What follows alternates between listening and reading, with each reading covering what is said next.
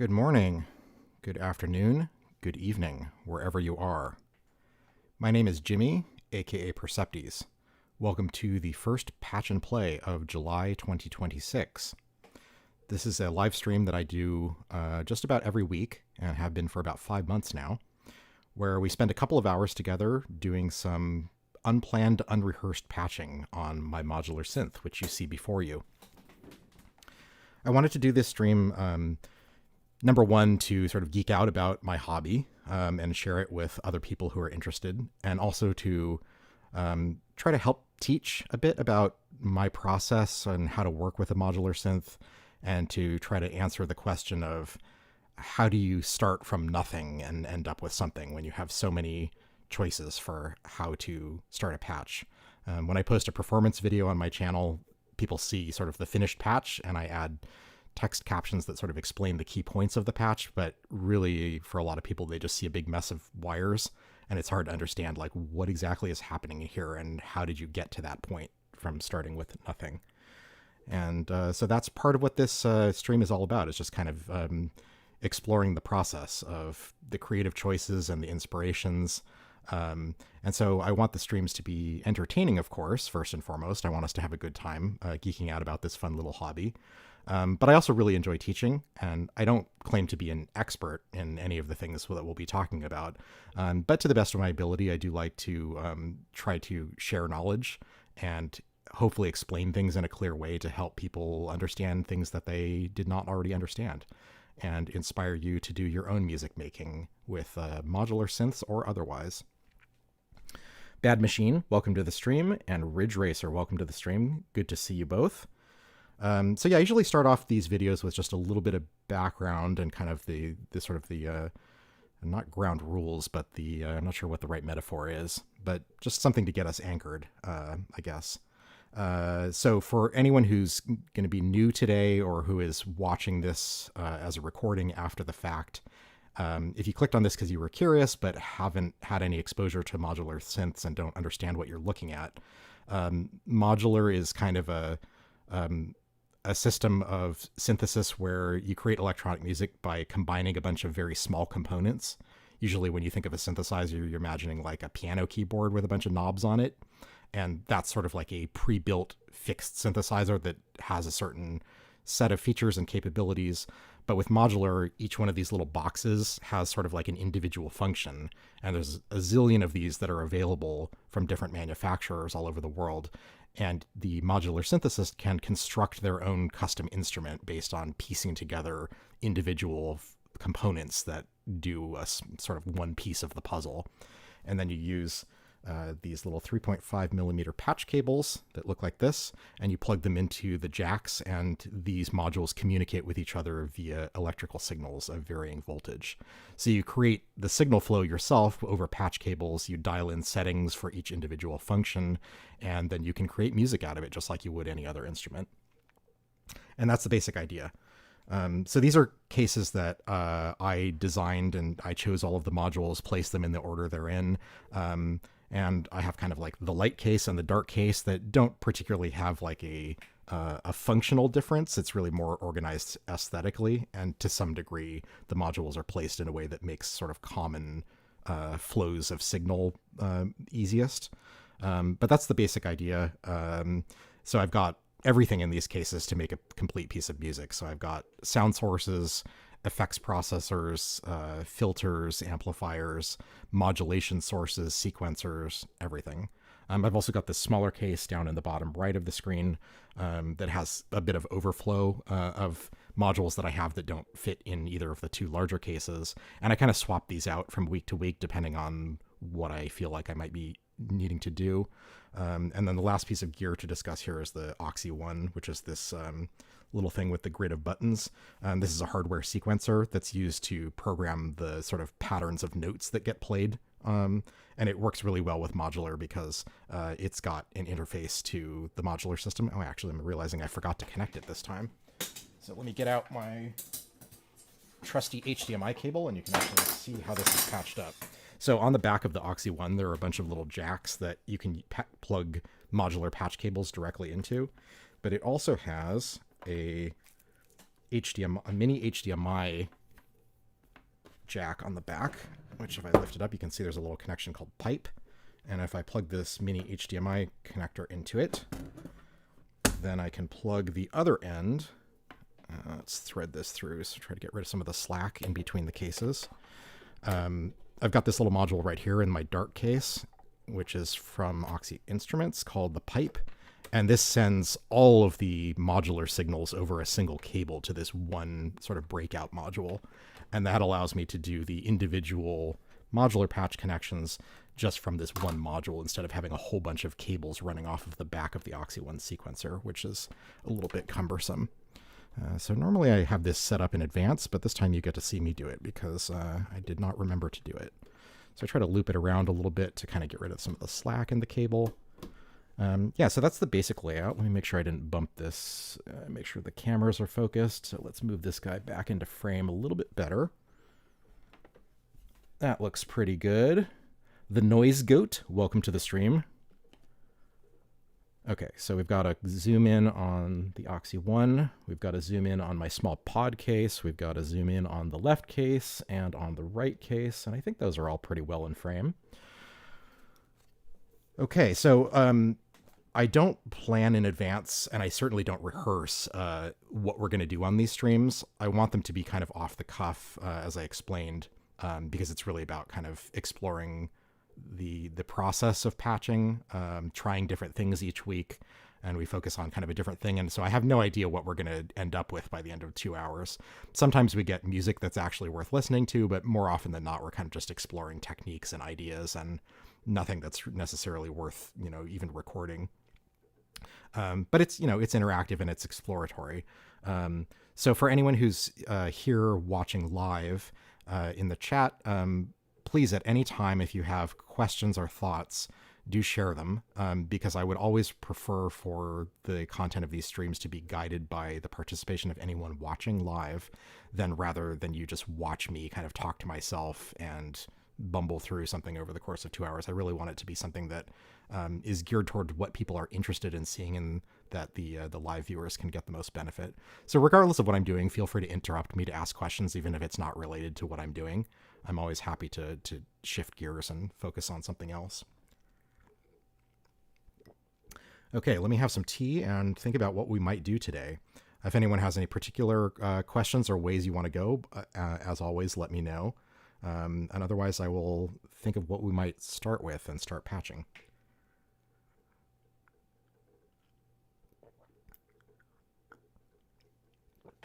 So a lot of the times for these streams, I have kind of like a little bit of an idea of what we might experiment with as a sort of like a starting out theme. But last week I kind of didn't really have a specific technique or anything that I wanted to try. So we started experimenting with some of the lesser used modes in Mutable Instruments plates. We're going to go kind of through the orange models of it. And we just ended up using the first one because it sounded inspiring enough. A lot of times when I'm doing a new patch, I will try to think about what module have I used the least frequently, or the least recently, or do I just not use very much, and try to think of a way that I can integrate that. So you'll see that I have patched up here, which I don't usually, on the right side of the pod case. I plugged in my ADAC, what number is this? 306, I think, which is for integrating expression pedals. And I have an expression pedal under the desk that's plugged into the other end of this TRS cable. And if you look at actually, I'm not sure how visible. Oh, yeah, you can see it. So if I move the pedal up and down, then you can see that this little light LED on the top of the module lights up. So this is a way that I can use sort of expression with my body to influence the sound of the synth. And this is a really handy utility for getting sort of more hands-on control for a patch, but I don't use it all that often, which is, I guess, kind of a shame, because obviously with modular, you can program in a lot of the expression by modulations that happen automatically, like, LFOs, envelopes, various other control signals, combining them into the inputs of sound sources and effects processors. You can get a lot of variety without having to do anything as the patch plays with your hands. But if you want more of a performance aspect to it, which is important for me, especially in the videos that I upload to YouTube, where you're watching it play out live, and rather than just hitting play and walking away, it's more interesting for me, and I think it's more interesting for the viewer to see some degree of interaction between me and the synth as it's happening. And so to that end, I only have two hands, so I can usually only control up to two things at one time. But having a pedal like this means that I can use my other appendages, my feet, to also further, expand the number of parameters that I'm able to influence in real time. So I've used it on a few videos here and there, but I don't remember when the last time I used it was. It hasn't been for a while. So I put that in the system just because as I was throwing these things together, I had 4 HP left and that fit nicely. And then it did occur to me that I hadn't used it in a while. The other thing that's changed since last week is I have one new module also in the pod case, which is this little thin 2 HP your analog module next to the Mordax data. This is called Bias 2, and it's used for either as a mixer, like a 2-channel mixer, so you can mix audio or CV signals together, or you can use it to sort of change the voltage range of a signal. So it's got two more or less, not identical, but similar sections with 2 inputs and 2 outputs. And then the bottom section is 2 inputs and 2 outputs. And so you can use this for taking a signal that's, for example, like -5 to 5 volts bipolar and shifting it so that it's between 0 and 10 volts unipolar, but the same, amount of voltage from peak to peak.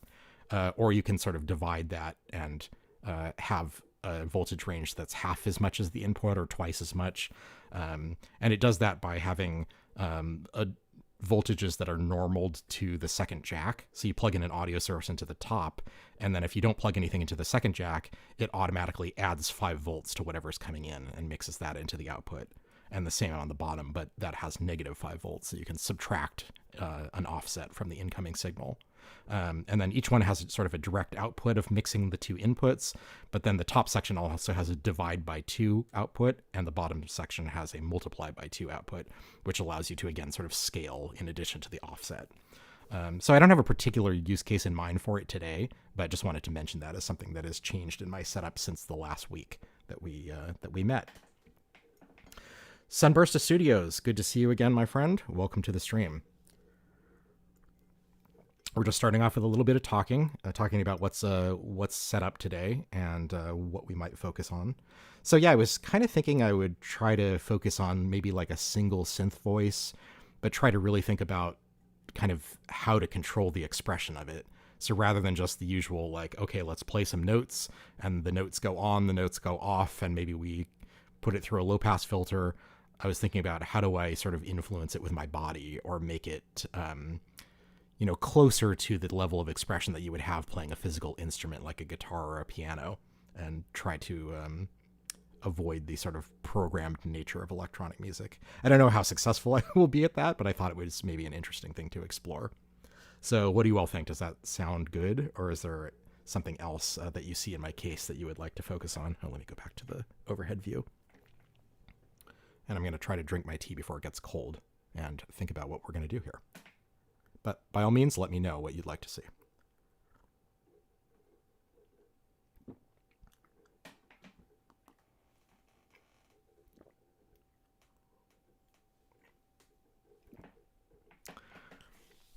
So, for a sound source, I wonder if we should just stick with Mutable Instruments plates and continue going through the orange modes.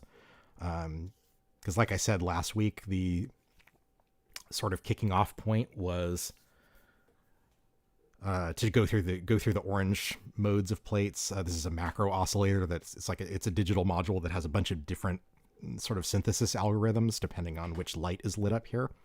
And it's got 24 different algorithms with completely different sounds and controls. And I've pretty rarely used the third bank of settings, which are the quote unquote orange modes. So we were going to go through them and see what inspired us, but we ended up making something with the very first mode last week. So we didn't look at the other ones at all. Sunburst Studios recommends a nice slow tempo so we can really hear the changes. That we can certainly do. What did I just drop? I dropped a pouch cable. And of course, immediately rolled over it with my chair. Hopefully I didn't break anything. Yeah, We'll do a slow tempo. I've got Pamela's Pro Workout and the Oxy 1 set to 100 BPM currently, which should be pretty good, but we can go slower than that too. Yeah, so unless anyone has a interest otherwise, I think maybe I'll just start with the next orange mode of plates. Let me bring up the manual on my phone to remind myself what the modes actually are in the orange bank. Where is the mutable manual? There we go. Plates, or plats for those of you in Europe. Okay. So yeah, the first model for the orange mode we used last week, that is classic wave shapes with a filter. The second orange model is phase distortion and modulation. So let's actually get the sound source patched in so that as we read through the controls, we can hear what it sounds like. So I'm going to take, I guess I will take actually 2 outputs. Thinking if we want to run it through a filter also, so we have a little bit more control there. I think that's maybe a good idea. So plates has 2 outputs, and a regular out and an auxiliary output. So it's not exactly stereo like left, right, but they're kind of like similar outputs that have some relationship to each other, but are generally not really intended to be used as like a left-right sort of stereo pair. But I can send those into the left and right channel on blades, which is a dual mono filter from the same company.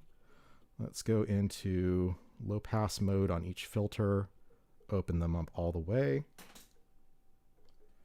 get all our attenuators kind of in the default position, and then let's get a long run of cables going over to the mixer on the dark case. I really need more long cables for this, because normally I have my cases oriented vertically, one above the other, and when they're side by side, I need longer cables to go between the 2 cases. So I'm going to plug the... Ooh, let me not blast our ears. Bring this in slowly. So I'm going to plug the main output from plates into the first channel of the mixer, and the aux output into the second channel. And let's just mute all this for now, and let me reset all the settings on my mixer so we kind of go back to default. That looks good. Okay. And let me unmute the first channel. That seems pretty loud. So I'm going to leave the volume pretty low while we're just listening to this. Okay, so in the second orange mode, the harmonics control, this top knob, let's actually zoom in.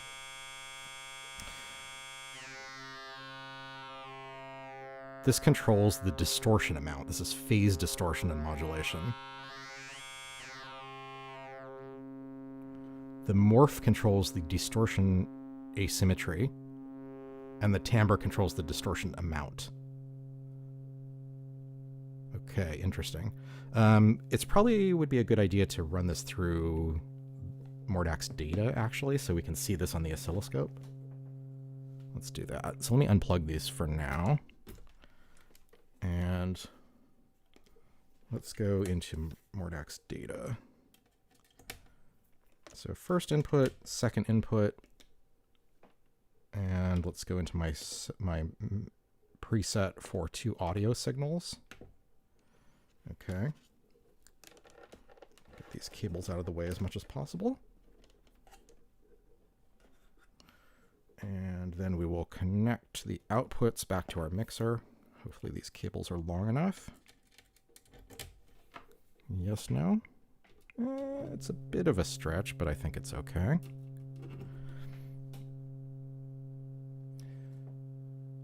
Milosh, welcome to the stream. Been into synth for a while, but only have semi-modular stuff. Just took the leap into modular Eurorack. Well, welcome. Waiting for a bunch of modules to come in along. Oh man, that's very exciting. I remember when I first ordered my first case to get started with this, and I had a few modules coming in. I could not wait, because I had been planning it very carefully for a while and spending a long time on Modular Grid putting together my plan. And obviously things have evolved significantly since then, but anytime you've got something new coming in the mail, you know, just waiting a few days can seem like a long time. The anticipation is great for a new toy. But congratulations to you. I hope you have a lot of fun with it when you arrive. What modules are you starting off with?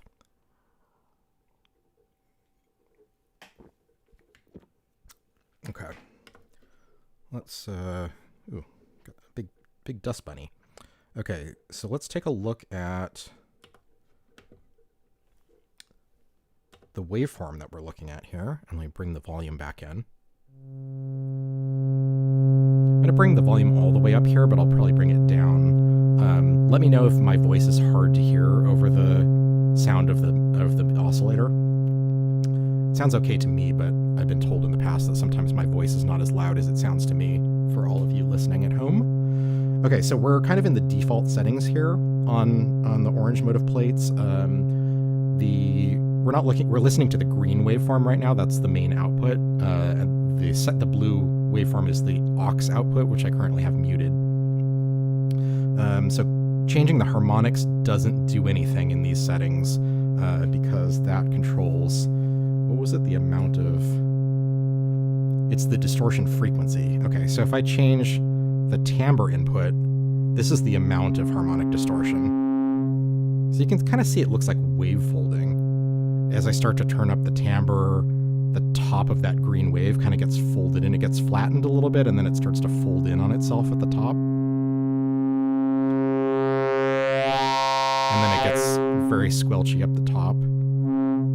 The morph controls the asymmetry amount. So if I give it a little bit of distortion like that, so we kind of flatten the top of the waveform, then turning the morph control does this. Kind of just changes the shape a little bit. And once we have some distortion in from the timbre, if I move the harmonics knob,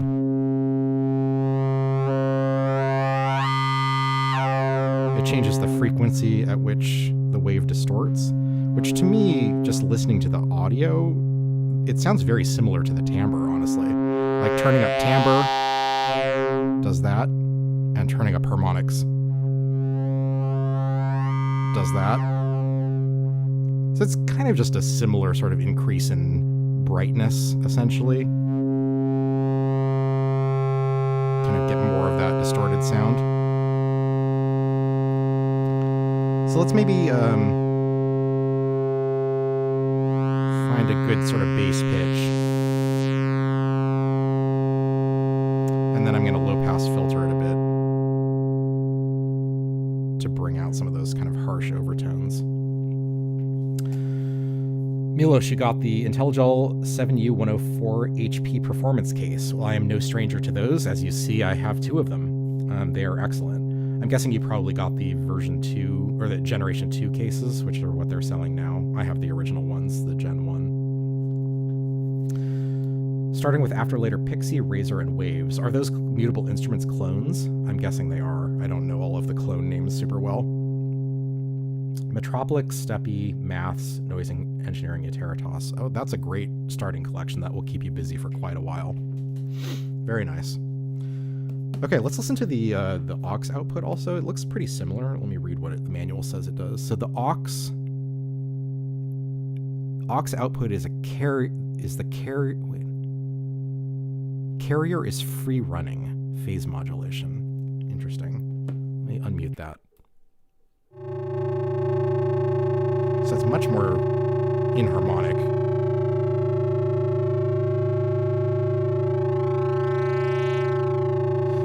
So it sounds to me like, let me bring them both in together. Actually, it might be easier to hear if I do them hard left, hard right. So in our left ear, we're hearing the main output, and in our right ear, we're hearing the aux output. So to me, the right auxiliary output sounds like much more inharmonic.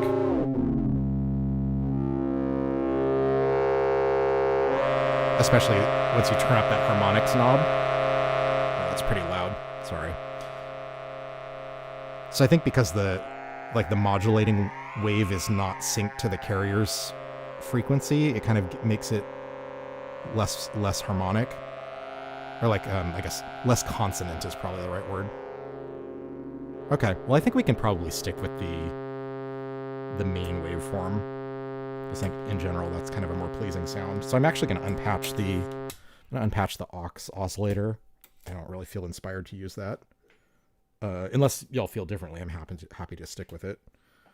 Let's see, and let me re-rack my cables.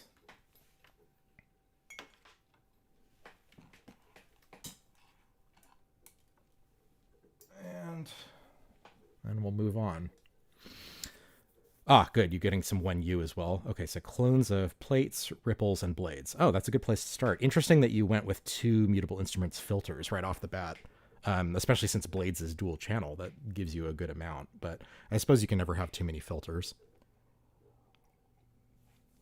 I've never had a ripples. I know it's popular, but also kind of divisive. Like, even though pretty much everything Mutable Instruments makes is popular, I've definitely heard a lot of people say they don't really like the sound of ripples. So I'll be curious to hear what you think, especially since you have blades also. You can compare the two of them.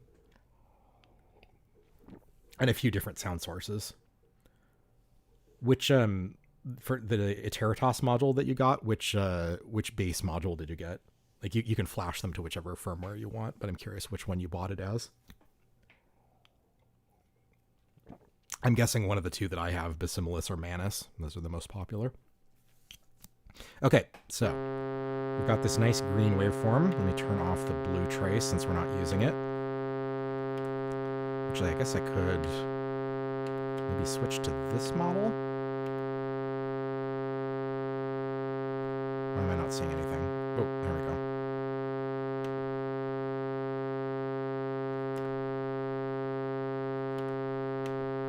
Let me mute that again. Sorry for the noise. Just want to get a... I guess this kind of moves a lot, so a little hard to see. But yeah, there's our waveform again on the pod. Okay, and we can low pass filter this so it's not so bright while we're thinking about what we're going to do. I think actually maybe I'll start patching up effects right away, because I think just to make this more pleasant to listen to as we sort of like experiment with what we want here. Very often I use IntelliGel C-Legs as my sort of send effect, but lately I've been trying to make more use of like a dedicated delay and reverb sort of pair of modules, because C-Legs has a built-in reverb, but it has very minimal controls. So I think it sounds really nice, but you can only really affect kind of the signal that you're already affecting via delay, and you can't do send returns separately for the two effects. So right now I have flashed on my Versio modules, I have Yester Versio, which is kind of like the simplest delay offered by the Versio platform, and then Desmodus, which is the classic, most popular reverb algorithm. So why don't we take a bunch of cables and patch these guys up? Let's see, are these cables going to be long enough? I think that should work. So I'm going to use the first send return of my mixer for the Yester Versio, which is our delay. Send that back into return A on the mixer. And we'll do the same for send B into Desmodus Versio, and then the stereo return into the second return channel. And so now we need a basic sequence so that we can actually hear the delay, because adding a sequence to a drone is not going to achieve much. I guess we should also tune the oscillator. So let's see what we're at right now. It's a little sharp of C3. I think maybe the harmonics might also confuse this. Not too much. So we're a little sharp.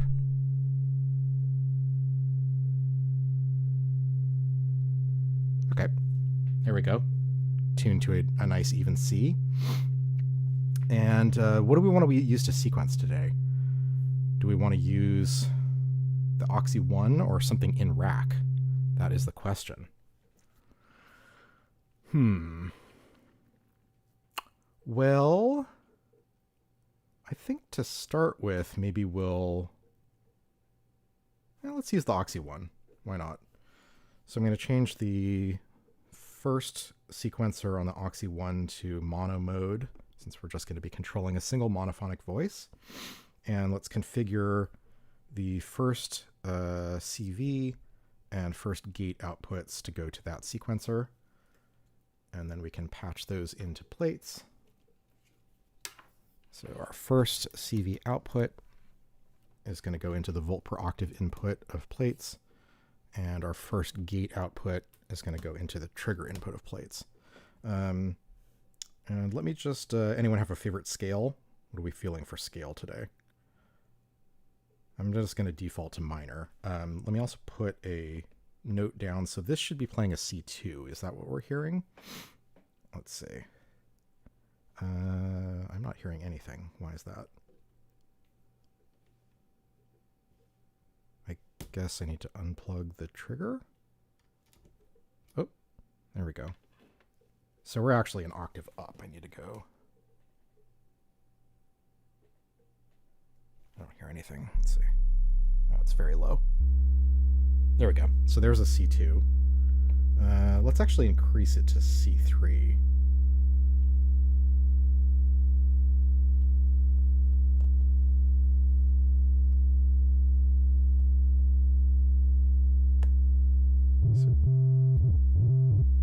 Oh. Okay, there we go. Okay, there's a C3. That's what we want. I think like this cable might be dying. Seemed a little crunchy there. Okay, let's just get a scale going up and down.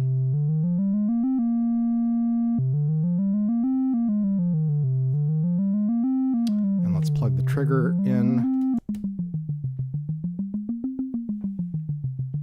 You know, maybe we don't want to use a trigger on plates. Let's maybe run this through a VCA so we have more control over the sort of in and out. Let's do, let's send the output of blades into the quad VCA. First channel, so I'm going to get one short cable.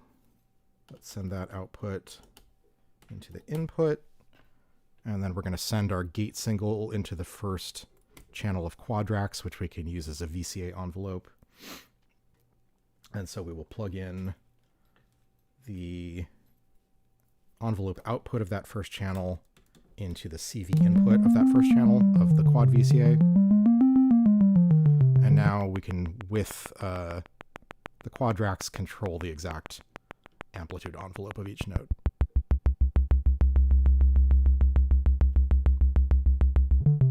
I feel like this cable that I'm using for the pitch is not having a good connection. I might need to recycle that cable. Let's see, is this going to reach? Too short. Let's see if this works better. There we go. Oh, hey Scott. How's it going? Welcome to the stream. Pam's into the Bard Quartet. Okay, we can do that. Let me stop the sequence for a second. Let me sync up the Oxy one with Pam. And I will do that via some long blue cables.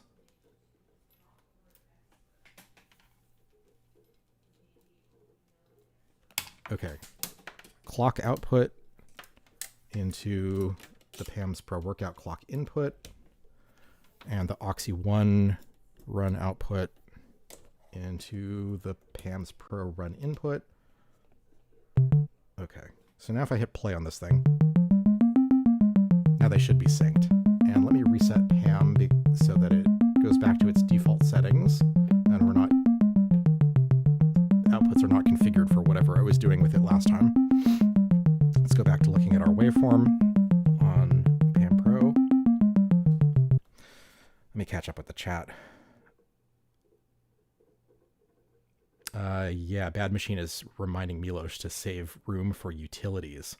Yes, it is. It's always more exciting, especially at the beginning, to get like sound sources, filters, and stuff. But once you really get into it, like you kind of have that ground covered pretty quickly, and most of your sort of interest in modules will be about utilities and sequences and things that kind of fill in the blanks of things that you aren't able to do with what you already have. I find that that's the case often for me now, is that things like mixers and, like my most recent module here, Bias 2, that we talked about, is all about just a utility that comes in handy in certain situations, that when you come into that situation where you need that thing and you don't have a module for it, then you're really kind of painted into a corner. Yep. I will also say with effects processors, Scott is mentioning save room for effects. Effects are super important in terms of getting like an overall piece of music that you actually like listening to. Just slapping some delay and reverb on almost anything will improve the enjoyment of that by 100-fold. But I will also say that depending on what the effect is and how you imagine interacting with it, it's not always the most useful thing to have an effect in your modular case. So I would also consider using things like guitar pedals or software effects plugins, and just using utilities to allow you to route your modular signals into those things. That's definitely a good way to go. And I have both, because obviously I have things like Sea Legs, I have 2 of the Versio modules, but then I also have the Neve Grad up in the top of the Dark case, which allows me to interface with guitar pedals. And so I can use any of my guitar pedals as effect sends, which is why I don't have like a dedicated reverb in the case, other than if I have Desmodus flashed on the Versio, because I have the big expensive Big Sky MX pedal from Strymon, which is a very versatile reverb. Although I will say that a lot of the time I don't use it just because I don't want to bother setting it up. So there is something to be said for the immediacy of having, simple bread and butter effects in your case that you can just easily patch into and get going without having to do a lot of like setup of your workstation, essentially. Okay, let's get an actual sequence and not just the scale. Normally I would kind of take my time more with sequences, but I don't know that it's that useful on stream. Hold on, let me patch this cable around so it's not blocking so much. I don't know how useful it is on stream to watch me just kind of like experiment with trying to program a sequence. So I usually fall back to sort of the random generation features of the Oxy One to get started. It's got a really good system for giving you control over the parameters of randomization and then giving you a sequence every time you trigger it. Let me bring up the volume of that sound. So you can control the range from the lowest note to the highest note that it generates, how likely it is to pick a note that's a large interval from the previous note, and then how dense you want the pattern in terms of like the number of total triggers. This is pretty bouncy. I like kind of nothing. It's not doing too well today in terms of coming up with something nice sounding.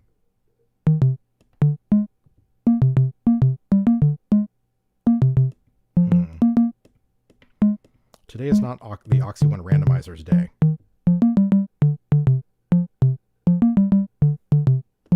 Okay, well, let's just stick with something to start with, and let's get some effects sent to this. So we're going to send some to the delay, some to the reverb.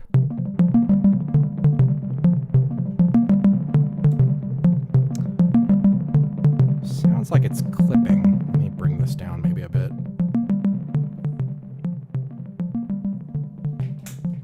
This up a bit.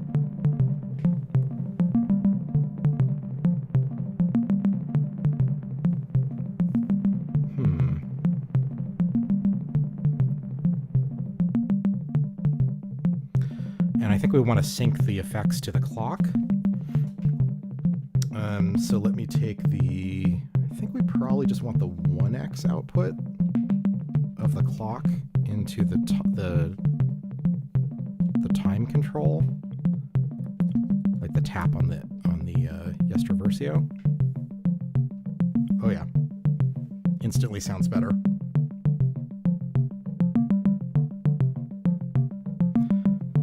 Okay, we'll give it a little more regen.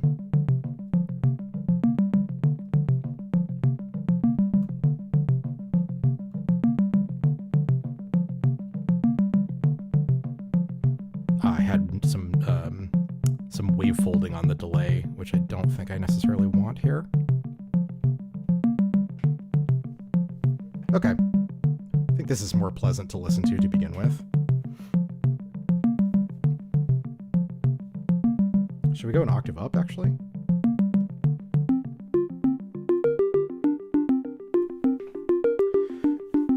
Oh, we got a lot of chat going on. It is fun to geek out about gear, that is for sure.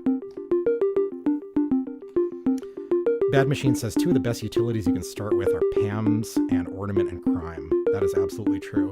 Any module that has a lot of flexible use cases is always going to give you, especially when you're starting out, a lot of bang for your buck and ability to do more different things with a fewer number of modules.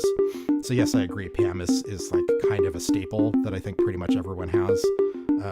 Oct, for a similar reason, the 8-channel triangle LFO is very popular, both because it's easy to use and it gives you just like a lot of modulation signals in a single module in a pretty small footprint. So those are very good starting places. I agree. And I highly recommend the noise engineering like platform modules too, just because you have so much control or so much variety in that, you know, you've got a bunch of different firmwares for each platform, and you can try them all out and see both, you know, change it up depending on what you need and also just figure out like what clicks for you and what doesn't.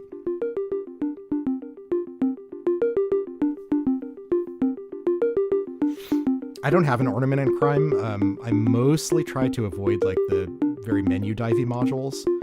So I don't have an Ornament and Crime. I don't have a disting or any of the variants of the disting. I think the only modules I have with screens are PAM, Mordax Data, and my mixer. And then I guess maybe some of my other ones. I have the Clock Bender, which has a screen, but I guess that's only 4 out of everything I have. Oh, and then I also have a Zeroscope 1U, but I don't use that anymore, ever since I got Mordax Data. Well, this is actually a pretty pleasant sequence. So let's see how it sounds as I turn the phase distortion up.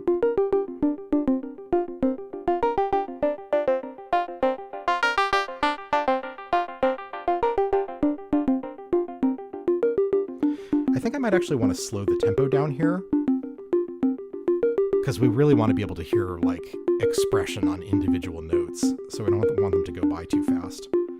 I'm going to put us really slow, like 85 BPM.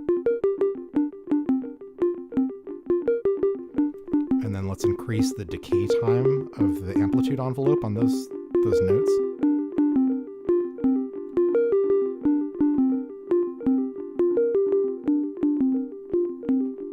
Maybe I'm going to add a little bit of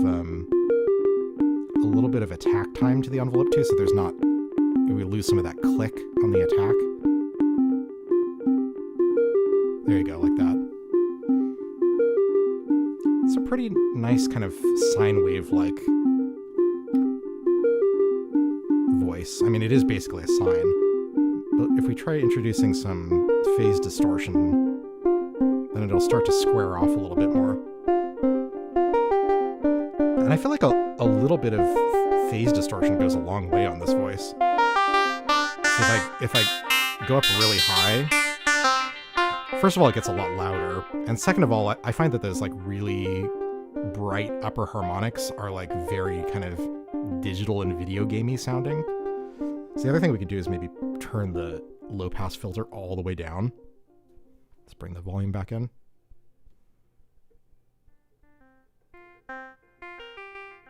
Yeah, see, at these higher phase distortion settings, I feel like it sounds very video gamey, even with the filtering out a lot of the high end.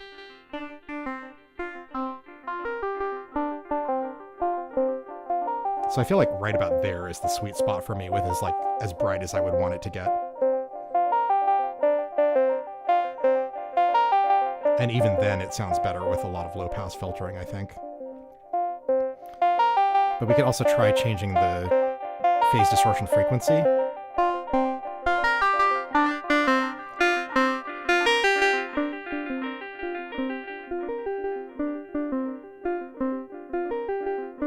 I think it's similar. I kind of like it in the more mellow range. I think this is nice. And then let's listen to the asymmetry of the distortion.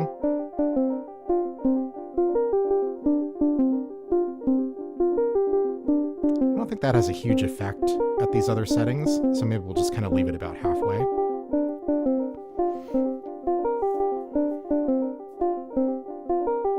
Yeah, in chat we're still talking about like different I/O modules for integrating effects. And yeah, absolutely, there's a bunch of different choices. Let me mute this for a second.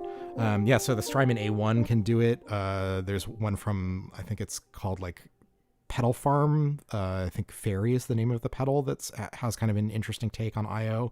Like a bunch of different companies make I/O modules, so you have no shortage of options there. And I think it's really about which type of effects you're using, whether you're doing like whether you kind of want to interface with line level gear versus guitar pedals, whether you want to be able to do 2 signals with a single I/O module, whether you want the jacks on it to be 1/4 inch or 3.5 millimeter. Those things make a big difference. Yeah, let's get the pedal hooked up. So I mean, I guess the obvious thing for the pedal would be kind of just the filter cutoff. But let me get a cable connected and let's talk about this. It's been a while since I used this, so let me refresh myself on the interface even. So the ADAC floor control, is that what it's called? Yeah, floor control. It has 2 1/4 inch jacks. One is for an expression pedal, which is what I have plugged in, and then you can also plug in a sustain pedal. So it's essentially like gate signal versus CV signal is kind of gate CV. So I don't have a sustain pedal, although I guess with a comparator, I could use my expression pedal as sustain, but I'm using it as an expression pedal now. So it's got a range of voltage. And as you can see, I'm moving my foot on the pedal under the table, and that light in the top right corner of the module is lighting up to show a visual indication of the voltage. And then there's 2 CV outputs from the module that's sending that expression control to whatever you want, and they're just inverted copies of it. So you have one that matches exactly the signal and one that inverts the polarity of that. So I think we can send the main CV signal. I will plug that into maybe the filter cutoff. Let's just start with that. We'll plug this into the not volt per octave, but just the FM input. And let me unmute.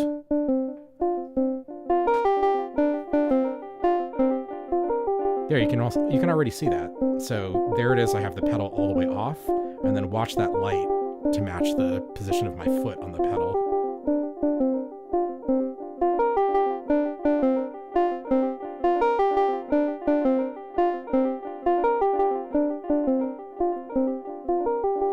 Now, of course, we can multiply this signal to multiple destinations, and I think that's really the way to go with this kind of thing. So why don't I plug it into a mult before we go to anything else? So I'm going to plug it into the, go to the left case. I plugged it into my 1U mult up here, and then we can send 1 copy to the filter cutoff.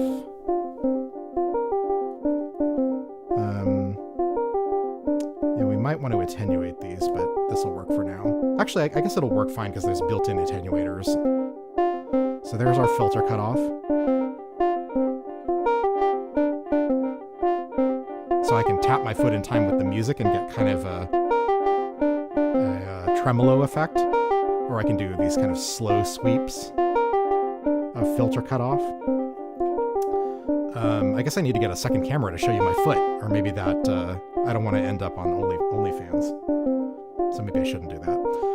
Let's see, and then maybe we'll modulate one of the signals, one of the controls on plates itself.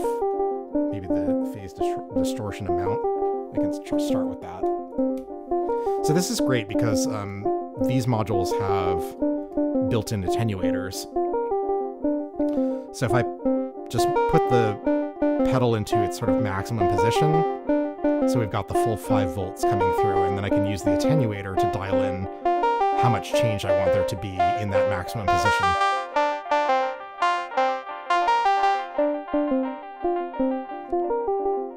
So that's a pretty extreme difference already. Like, I don't think it sounds like badly extreme. Like it's not like an over Maybe it's a little much. I'm gonna bring it down a bit. I think the filter by itself does a lot of heavy lifting, so we don't really need to change the phase distortion much. We could try modulating the phase distortion asymmetry a bit.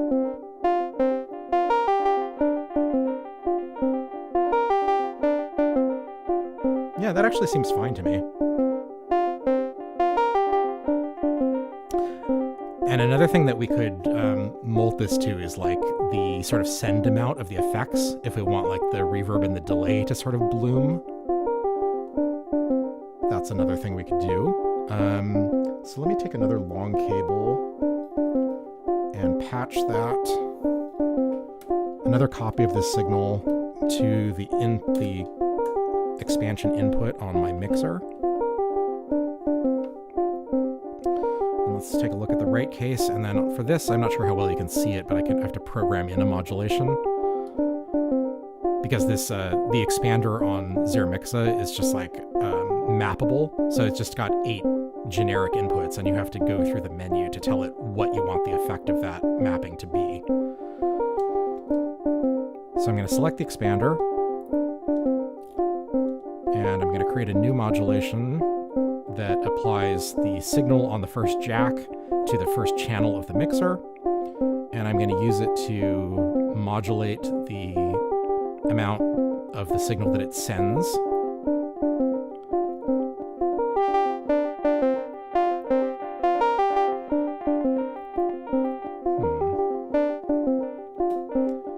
Yes, I had an offset.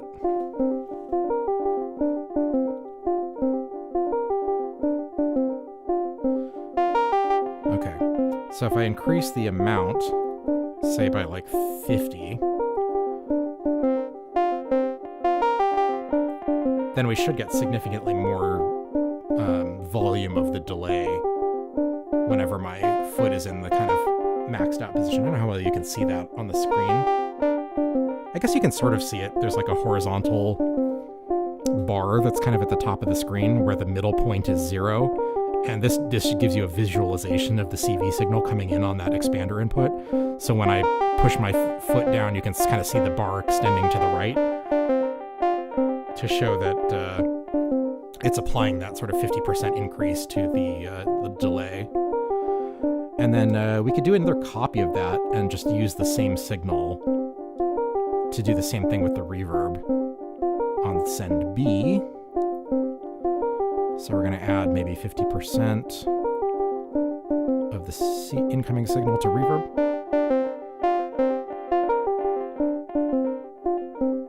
So you can really hear that after I let go of the pedal. If we look back to the pod, so you can see on the little LED how the effects change when I push the pedal down. So even after I back off on the pedal, because we gave it a bunch of extra delay and reverb send, we've got those kind of trails of delay that continue for a few seconds.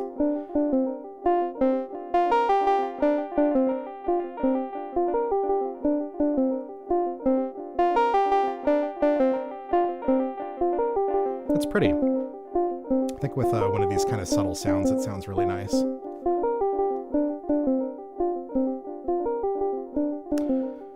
Shall we add a second voice so we have maybe like a bass line to kind of reorient this little sequence?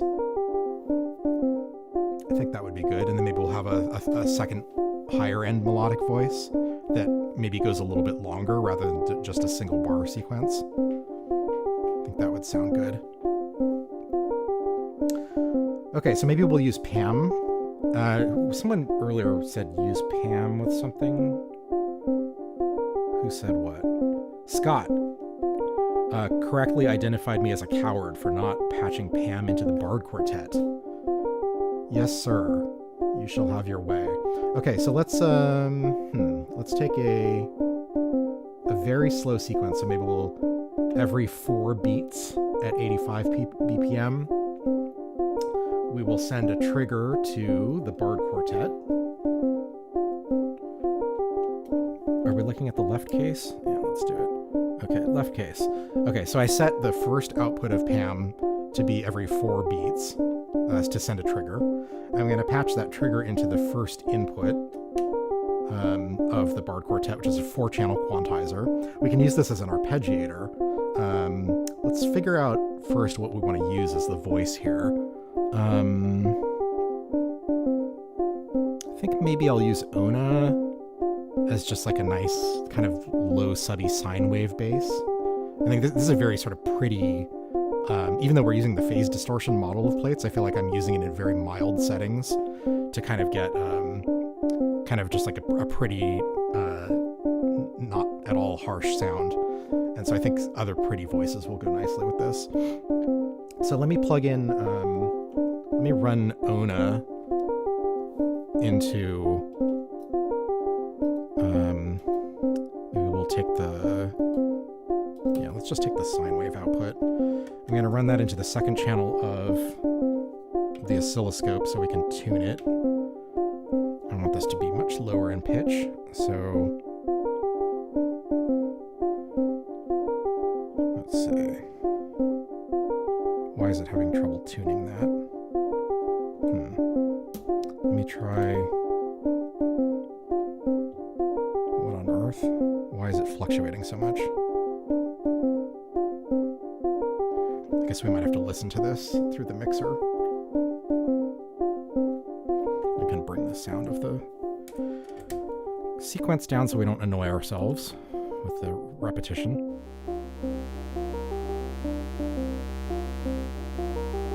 It's interesting that it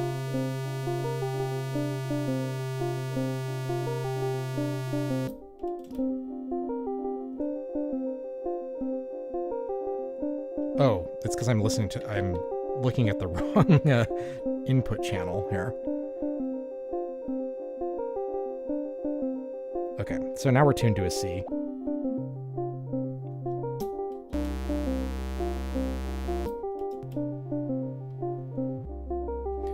Okay, now we're tuned up.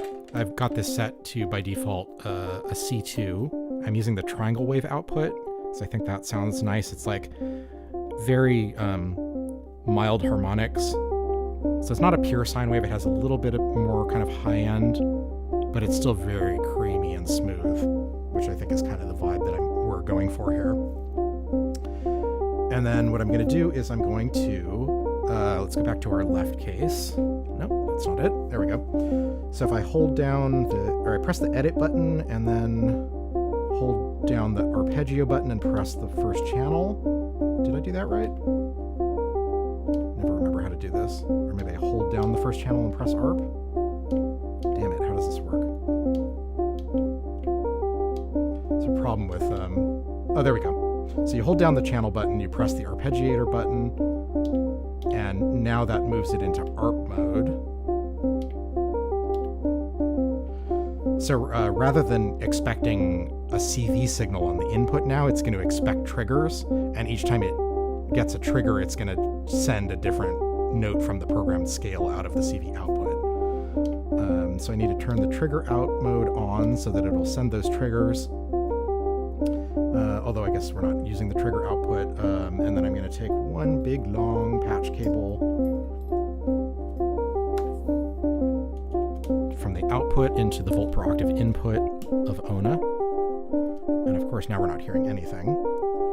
And that's probably because the octave is wrong.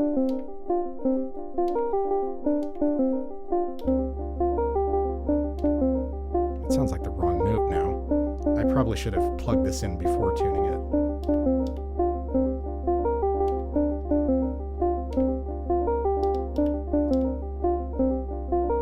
Oh, there we go.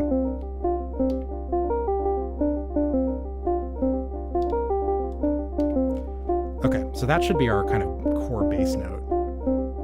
And then maybe we'll give it a minor third. These little buttons are just like a keyboard layout.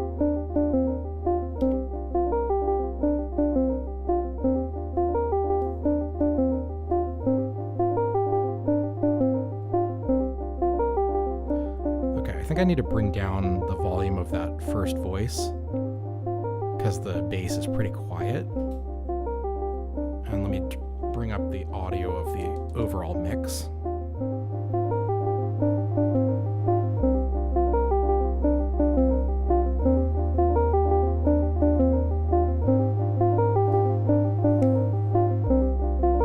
Okay, so I just picked 3 notes. The root note, the minor third, and the minor sixth.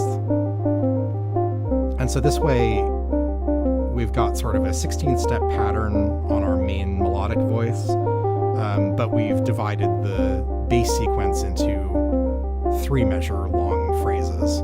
So it'll sort of not repeat in the way that you would have with a normal sort of 4/4 piece of music that's oriented in 4 bars.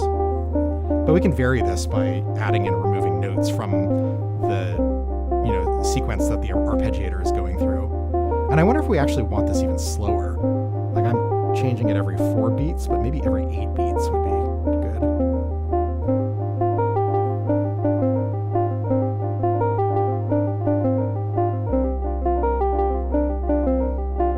And I feel like the melodic voice is still a little loud.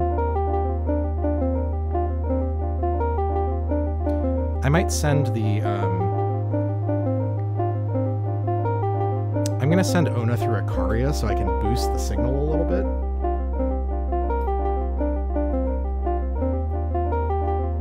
Because it's kind of quiet. I want it to be louder compared relative to the main melodic voice.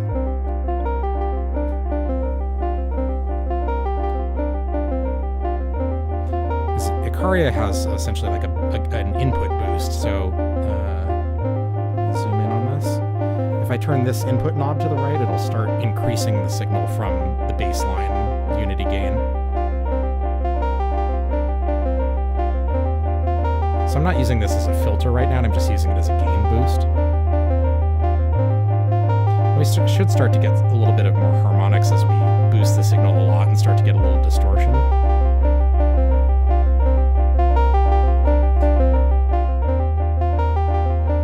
Now the whole signal is too hot again, so we got to do a little gain staging. I'm going to bring the mixer's volume down.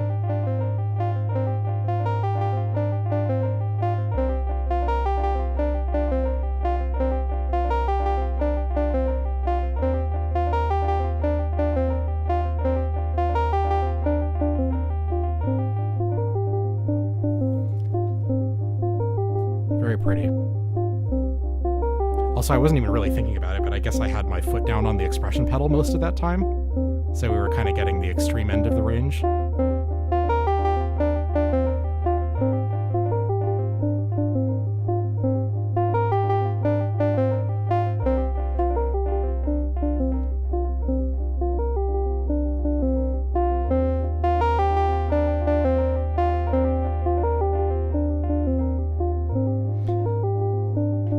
Another thing we could map the expression to is the decay time on the amplitude envelope of that main sequence.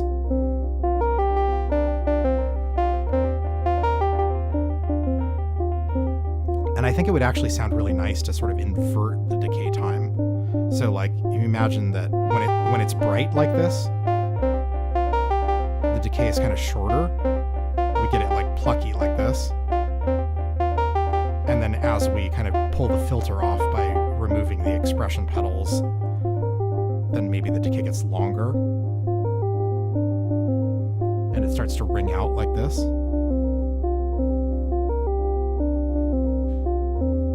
I think that could sound really nice.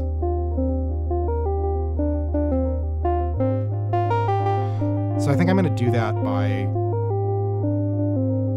kind of dialing in where I want it to be when the expression is off, the expression pedal is completely kind of in its minimum position.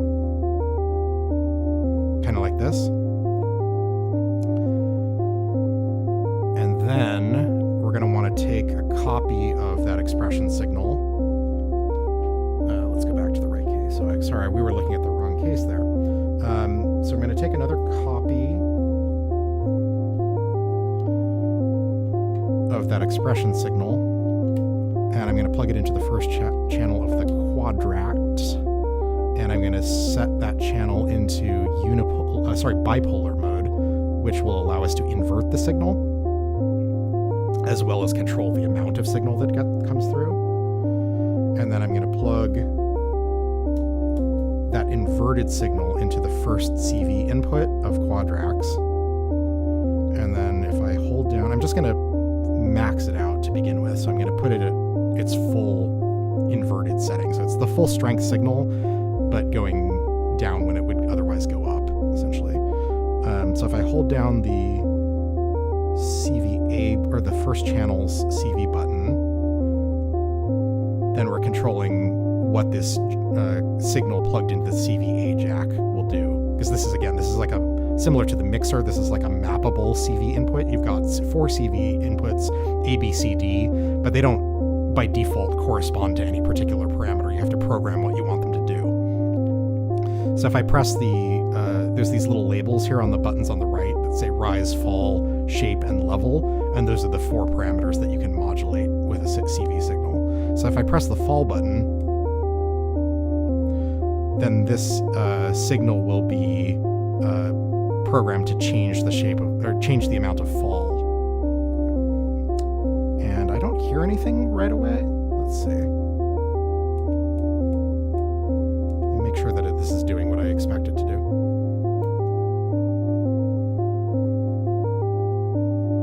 I might need to run this through the oscilloscope to make sure that it's doing what I think it does. Oh, I guess because I'm not giving it a signal. So there's 0 volts coming in right now because I have the expression pedal in its off position. But I think if I increase the pedal all the way by pushing my toes all the way to the floor,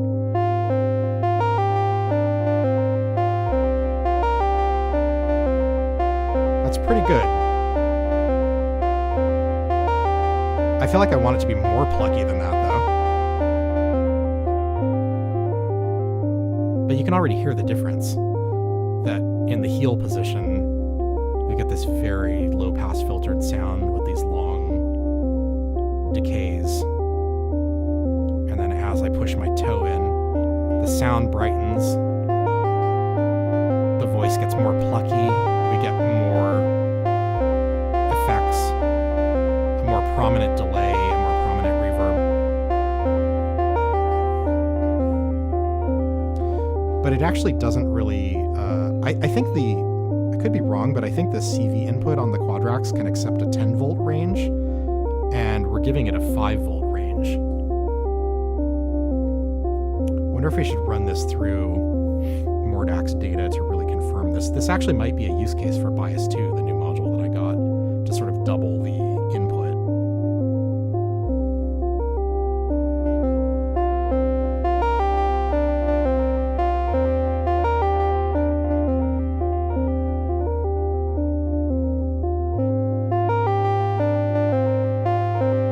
Try that.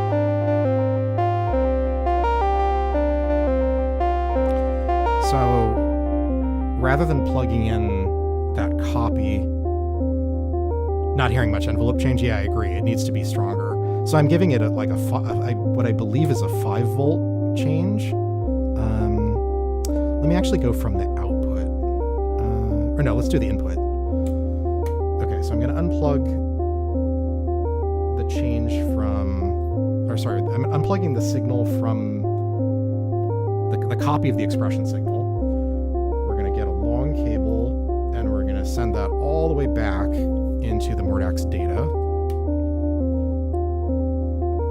And I think we actually don't need to look at the waveform anymore on this. So I'm going to bypass this connection. Let's go to the full view. Let's plug our voice directly into the mixer. And we're going to take this long cable that is a copy of our expression signal. I'm going to send that into the first input of Mordax data.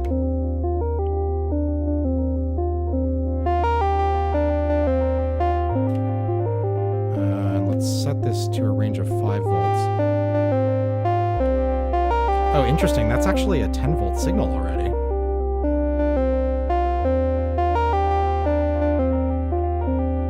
Is it possible that it doesn't respond to a negative voltage? Okay, so we do actually get a range of 10 volts. I'm not sure how well you can see this on the pod. But So we're at 0 volts right now. That's where the green line is positioned. And then if I push my toe all the way in, you can see it goes up 2 squares worth. Like there's this little faint lines on the grid. I have it set so that each of those lines is 5 volts worth of signal. So 2 squares is 10 volts.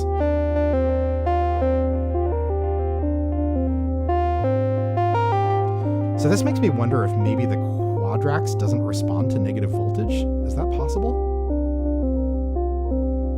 So we kind of need to do it the other way around, where... Let me unplug this just for a second, and we're going to program it the other way, where the position of the fall knob is the plucky version that we want when the signal is all the way maxed.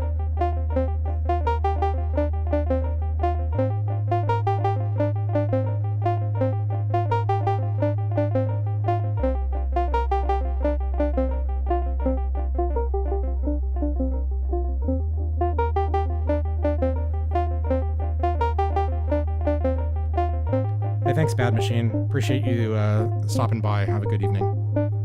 Or morning or afternoon, wherever you are. Okay, so maybe that's the amount of pluckiness that I want.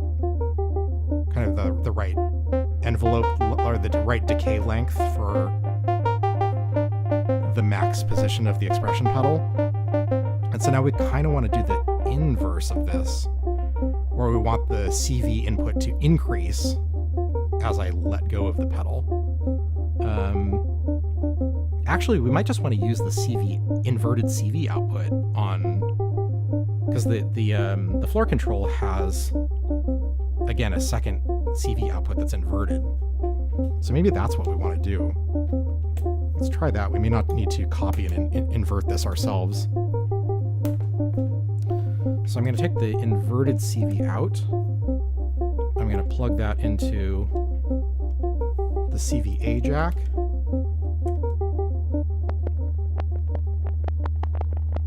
Oh, interesting. That got much more snappy.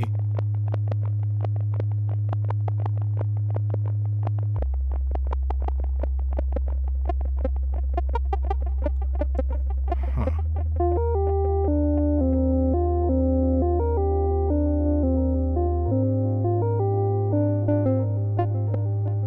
I wonder if I was maybe sending it too much signal before, and a 0 to 5 volt range would actually be better.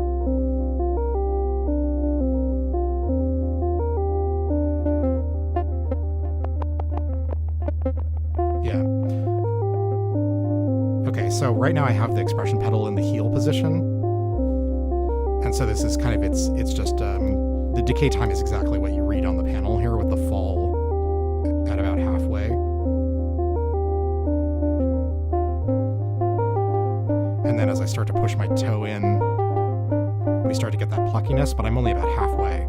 So if I go all the way down, now it's making the decay time way too short. Quadrax actually has a built-in attenuator, which is nice. So you can press these buttons to sort of control which parameter you want that CV signal to affect, but you can press the same button multiple times, and you'll get, I think, 4, maybe 5 levels of brightness on the LED that correspond to a sort of deep built-in attenuation. So if I push my toe all the way in to get the full signal, and then I tap the fall button a few times, each time I do, it attenuates that incoming CV signal, and we'll hear less of a drastic change in the decay time. So I think that's the lowest it can go. Yeah, and then that's off. So that's like a 25% attenuation of the signal.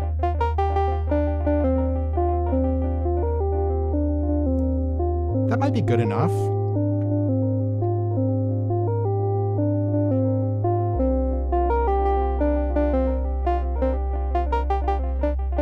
I don't know, it's still shorter than I would like. So let's do this manually. We're going to let the full signal in on Quadrax, but we're going to run the signal through an attenuator first. So let me send it into the Quadrat. We'll go into, maybe I had it in, yeah.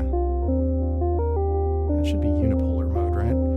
And then we're going to send the attenuated signal from Quadrat into the CV input. let's let it all through first. Yep, that's way too much. So let's bring it almost all the way down.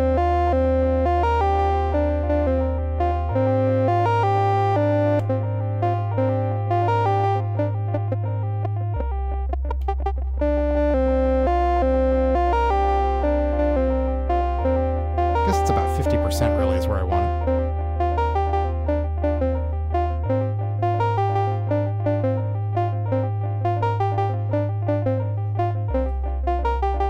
That sounds nice.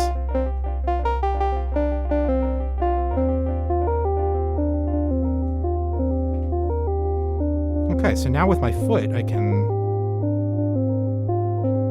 slowly morph between these two versions of the sound.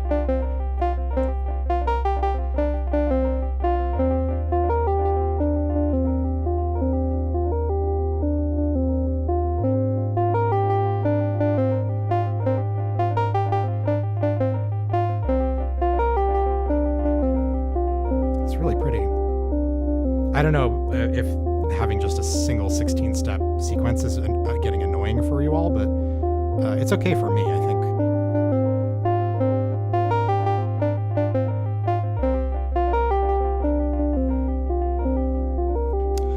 I think one thing that could make this sound nicer, though, is to also add an envelope to the filter and not just the VCA.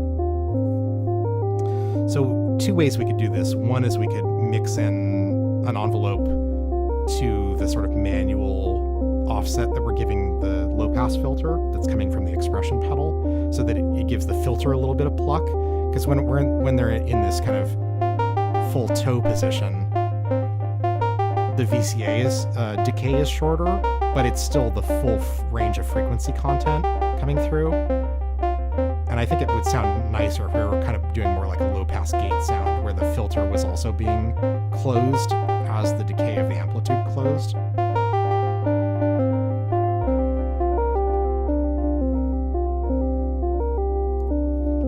So why don't we try that? Let's take the signal that the copy of the expression signal that we're currently sending to the filter. Let's plug that into one of the quadrat channels. Let's let the full amount through.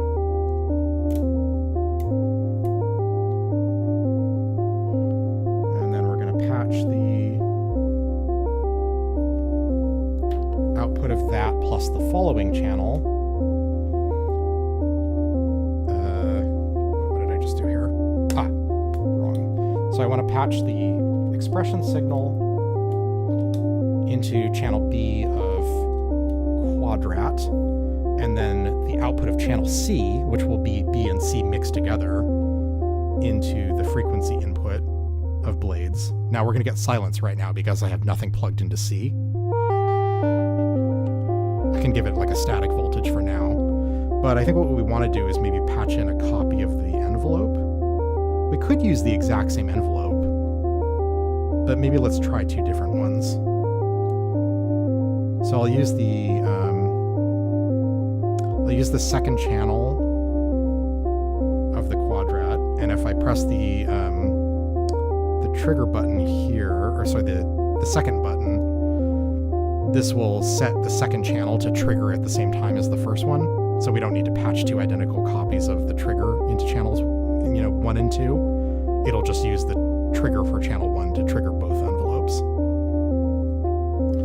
And then we can send that second envelope into the second mixed channel of quadrats, and now B and C are combined. You can hear that little snap that comes back now, and that's because we're now mixing our expression pedal signal on channel B of the quadrat with this envelope coming into C. So let's again take away that attack so it's not quite so sharp, and increase the decay time. So now you get filter cutoff change in addition to amplitude envelope change.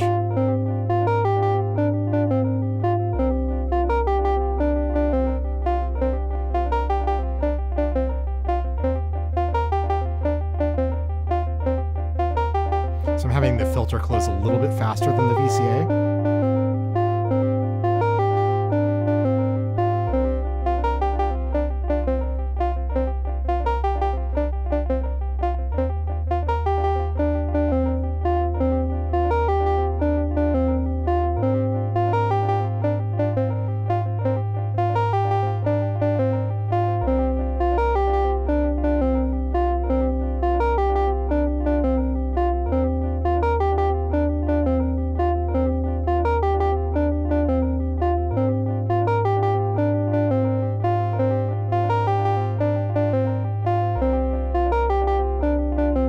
Yeah, let's vary the sequence a little bit.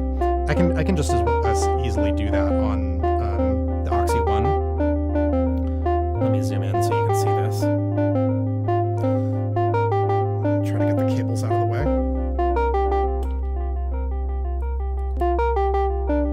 Okay, so if I press this dice button, this is the random perform mode that allows you to vary the gate sequence. I guess that won't really matter here.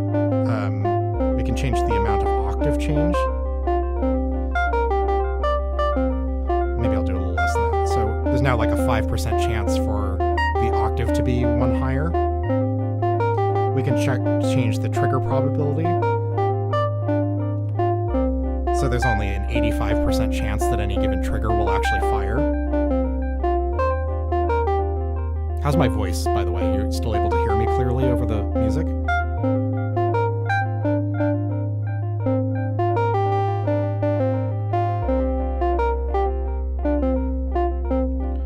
We can do a little bit of note pitch variation too. So maybe a 5% note change.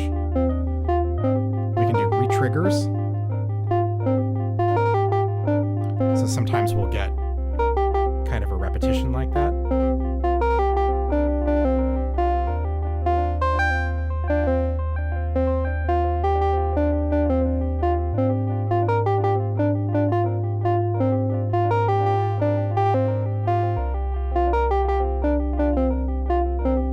Now, another thing that's happening here is that the Oxy One is sending like gates of a particular length for these notes, but we're actually not listening to it because I have my envelopes set in just attack decay mode. So as soon as the attack phase is over on these envelopes, the decay is going to start immediately regardless of whether the gate is still high or not. So if I press these right buttons for each channel, I can put them into attack hold decay mode. And now the envelope will stay at its highest position as long as the gate is still high. And so that allows us to introduce gate randomness. So I'll do like plus or minus 15% gate length.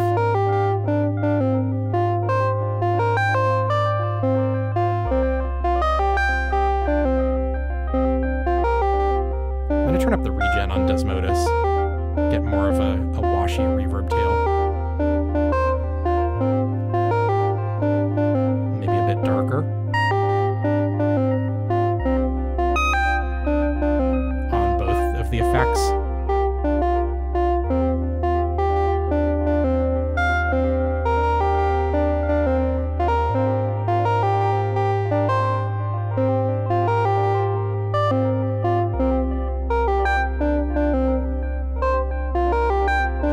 Also try going both up and down on the octave randomization by doing plus or minus 5% instead of just plus. So now we'll occasionally get lower octave pitches too.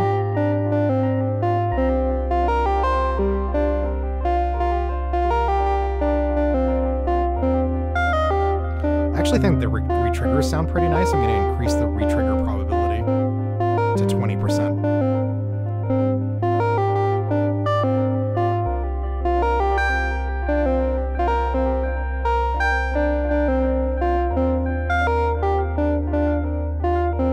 Maybe not so audible now that the decay is long with the hold. Let's put it back at 5. Yeah, it sounds very pleasant to me. And now, since we're getting so much variation from the Oxy One random perform, let me turn this down a little bit. I feel like it's a little loud compared to my voice. Again, give me feedback about how clearly you can hear me. I think the difference between heel position, which is this, on the expression pedal, and toe position, which is this, it's fairly subtle, really. Maybe we can increase a bit of the modulation going to the phase distortion amount to make that really much more prominent.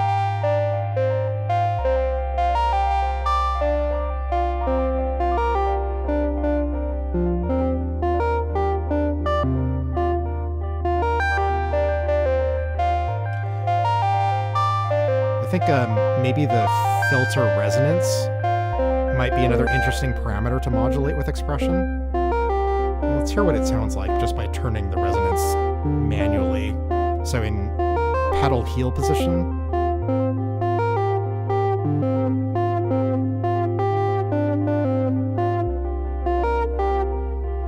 and in toe position,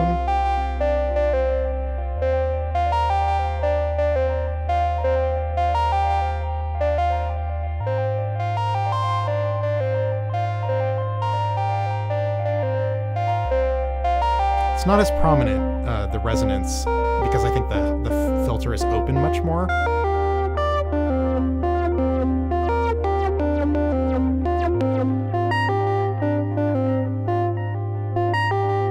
Does the delay not sound locked into you? Sunburst said that lock in the delay. So I have the delay tap clocked to Pamela's Pro Workout. It's possible it got desynced somehow. It sounds okay to me. I can also decrease the amount of panning. Let's go over to the right case. So on the Ester Versio, we've got controls for panning, which is like how wide the delay will be in the stereo field. I think I maybe had it a little too extreme for this particular patch. And then when you have it clocked, there's a time control that normally is just like the delay time, but with a clock patched in, this will be a division or multiplication of the bass clock tempo. And there's also a switch that switches it between clock divisions of like evenness on the tempo. So you're doing like 2x, 4x essentially. And then there's also a division for triplets and a division for dotted notes, which is like the value plus half of that value to kind of get an offset that sounds kind of nice. But so we can try some different values here. Let me go to the even setting. And I'm just going to set the time control to right in the middle so we're matching the incoming clock exactly.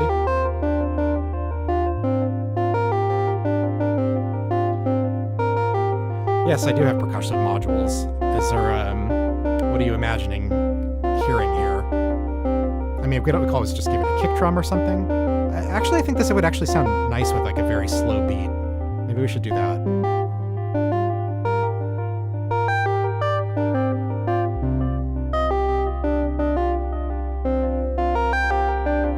Let's do that. So let me open up my second sequence on Oxy 1. And I'm going to put this in multi-track mode so we can control multiple drums from one page.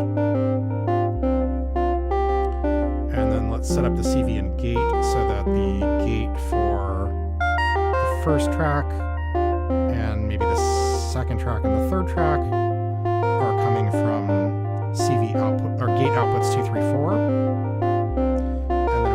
Those to some percussion modules.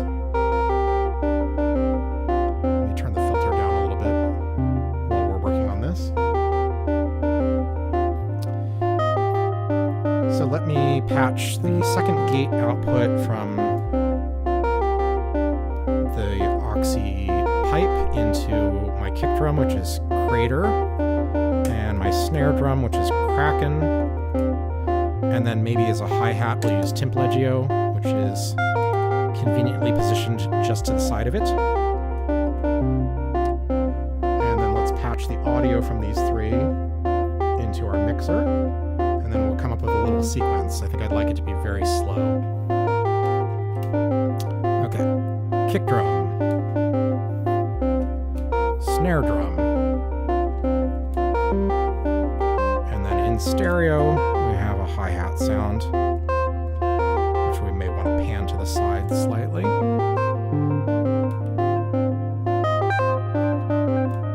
Okay, let me unmute channel 3, which is our kick drum.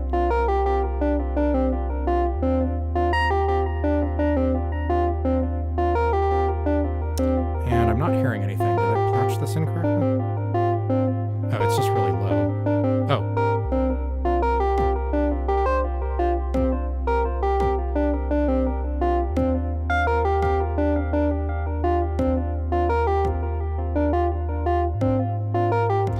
Needs to be much louder, so I might need to send this through a VCA to increase the volume. Unfortunately, my amps is on the other side, can make do. Or actually, let's do it the other way. Let me bring down the volume of these other two voices, and we're just going to make the kick drum the loudest thing, and then I'll change the overall volume. And let's get...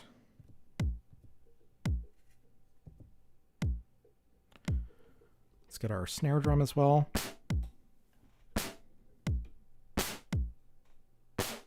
Yes, that's rather quiet.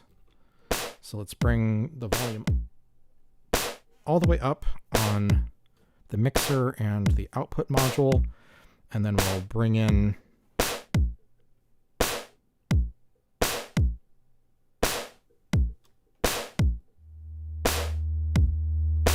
there's our bass sound and our lead.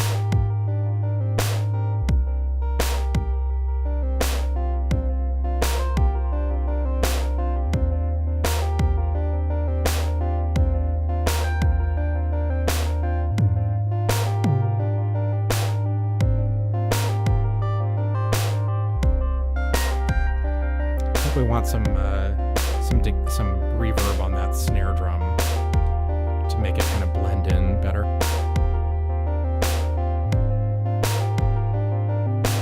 Nice. And then I'm just going to give an eighth note pattern for the hi-hats, I think, at least to start. Yeah. And let's unmute that. Snare drum or the hi-hat mode.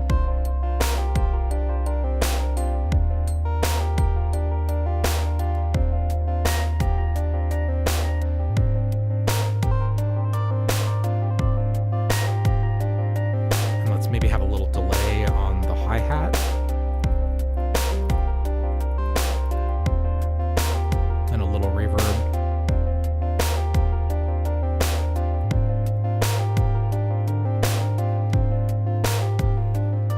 Sounds nice. Yeah, I think the straight delay maybe sounds better than the dotted delay. Let me switch it back to dotted so you can hear the difference between straight and dotted.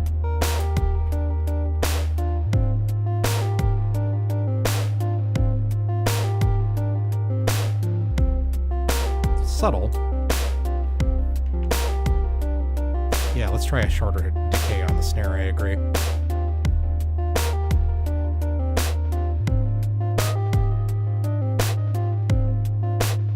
Maybe a little less snare sound too, a little more body on the drum.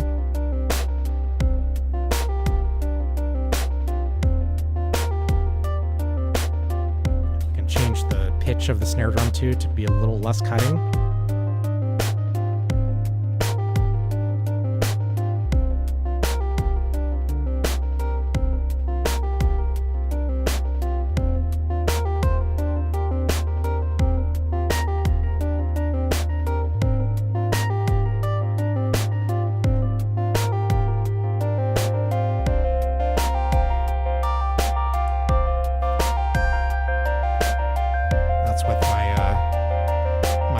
Down on the expression pedal.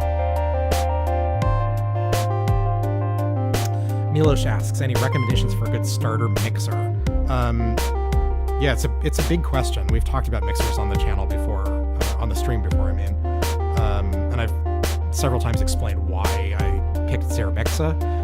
Of course, it's going to vary a lot based on your needs. But I think that the things to... So I can't answer for you in terms of, like, get this thing.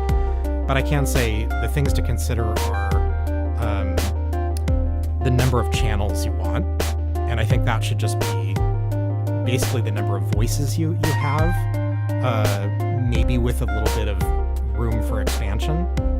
So if you really want to optimize for like the modules that you have currently, then just get something that has the same number of channels as you have sound sources. So that way you can use everything at once if you so desire. To the degree that it makes sense. Like if you had 3 different kick drum modules, obviously you don't need a channel for every kick drum because you wouldn't be using them all at the same time. But that's obviously the basic requirement there. The other thing to decide is whether you need mono or stereo, and whether you do for every single channel. Because there are some mixers that are like some of the channels are mono and some of them are stereo, and that may make a difference depending on your needs. And then there's also whether it has effects sends and returns on it, and whether you want those to be in stereo.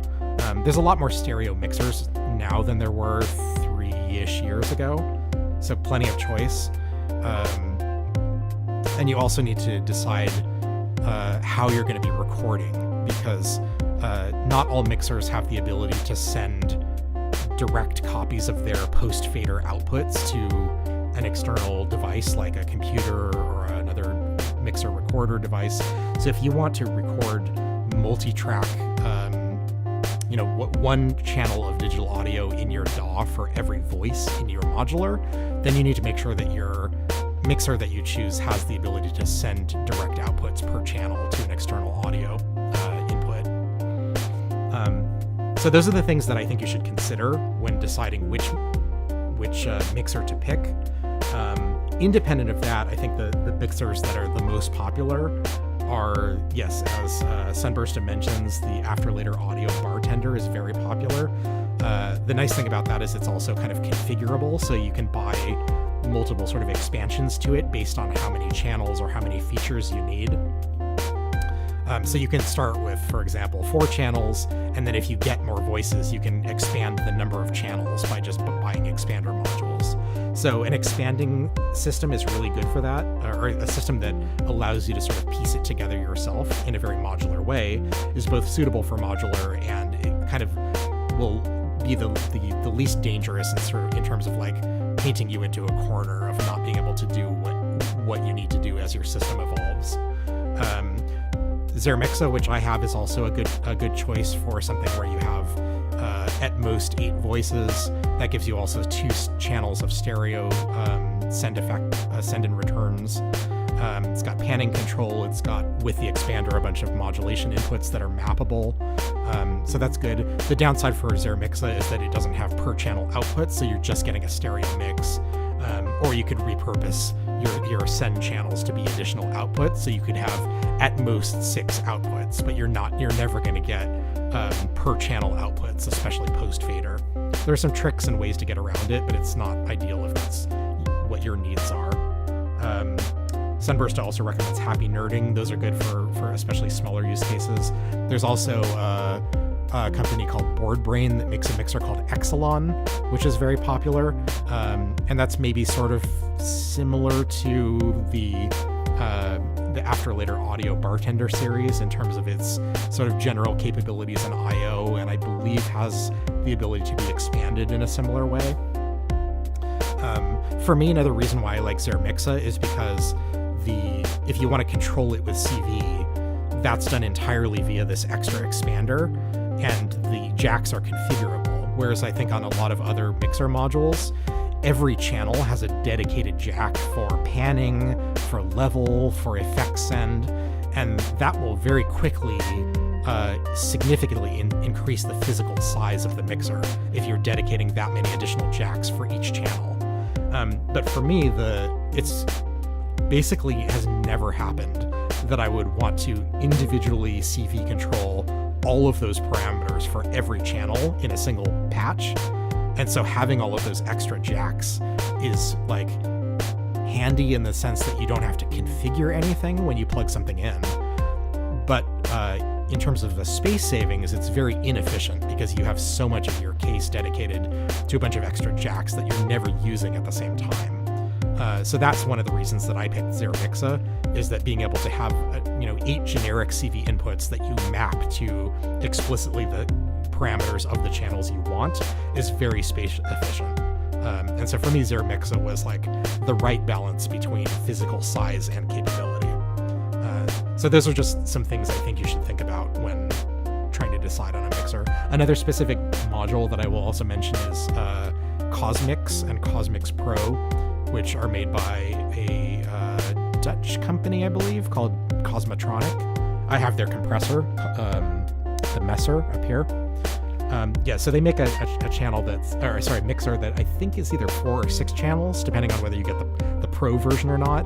And it's got, I think, like a mono in stereo return effects loop, which may or may not work depending on the voices that you're using. So yeah, those are some things to consider, and there's plenty of discussions on best mixers. So I would check the modular subreddit and the Modwiggler discussion board for lots of other discussion on that topic. But that's kind of my 2 cents about what I would think about in picking a mixer. The other mixer that I have is Hive, that I haven't had for very long, but that's this one in the pod case. This is a 4-channel stereo mixer. So each of these rows is an identical channel of input with individual gain controls, an individual pan control, CV control over panning, and then a single stereo output. So this doesn't have an effects end, it's just for mixing multiple audio sources together with panning. So for me, it's very good as like a sub mixer for like a drum bus or something like that, or as an expansion to just having direct inputs to my main mixer. But with a small system, this could be enough.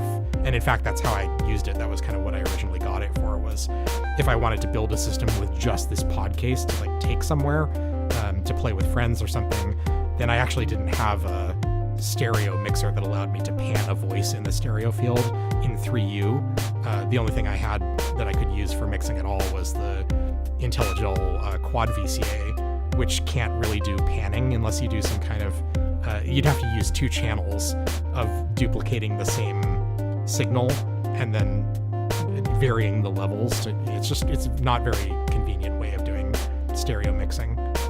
And then of course I have Quadrat, which can also mix multiple signals, but that's also kind of the same as the Quad VCA in that it doesn't really do stereo very easily, and it's also in 1U, so it doesn't work in this format.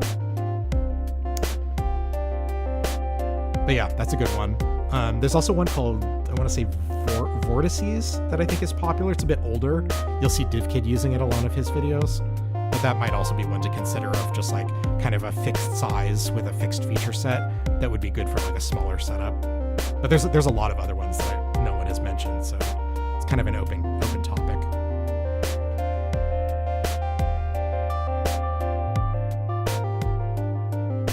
Well, this is really pretty. I'm pretty happy with what we came up with today. We've got about 15 minutes left, so we could try maybe adding another melodic voice or something.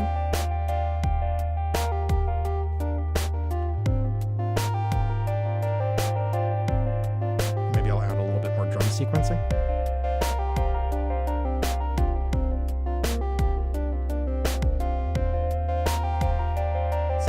Have this little syncopated, let me go over to the Foxy One camera.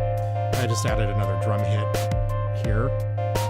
We can maybe change the trigger probability so this only triggers every other repeat.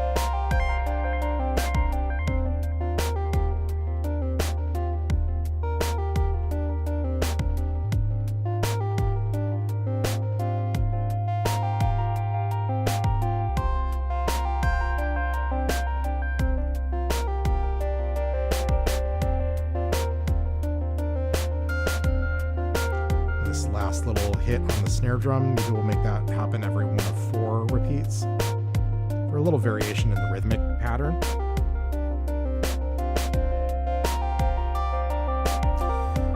Another question for Milos about the IntelliJ Stereo I/O and the AuxMix 1U modules. Sure, I can talk about that. I do not have AuxMix, but I do have Stereo I/O.